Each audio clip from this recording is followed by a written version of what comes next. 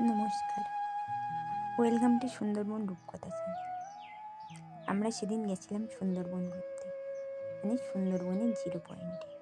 চলো দেখে নিই সুন্দরবনের জিরো পয়েন্টটাকে। এই যে এটা দেখতে পাচ্ছ সুন্দরবনের পাশের রাস্তাটা, যেটা রেমালের ঝড়ে মোটামুটি ক্ষতিগ্রস্ত হয়েছে। এবার ওপারটা হলো সুন্দরবন, আর এপার দিয়ে আমরা রাস্তা দিয়ে হেঁটে হেঁটে যাচ্ছিলাম জিরো পয়েন্টের কাছটা। এই যে জিরো পয়েন্টের কাছে এসে গেছি। এবার আপনাদের জানতে ইচ্ছে হচ্ছে জিরো পয়েন্ট মানেটা কি। জিরো পয়েন্ট হলো সুন্দরবন ও বাংলাদেশ বর্ডারের শেষ প্রান্ত। এই যে এটা হলো জিরো পয়েন্ট। ওই যে ওপারে দেখা যাচ্ছে ছোট্ট এরিয়াটা, অনেক দূর, ওটা হলো বাংলাদেশ। এই যে বাংলাদেশ, এপারটা হলো সুন্দরবন এরিয়া, মানে আমাদের ইন্ডিয়া।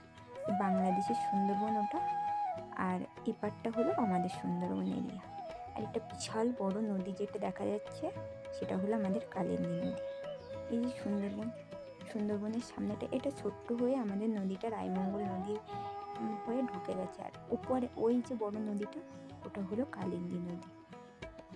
আমরা রাস্তা দিয়ে হেঁটে হেঁটে যাচ্ছিলাম, কি সুন্দর পরিবেশ, ফুরফুরে হাওয়া দিচ্ছিল, সুন্দর লাগছিল।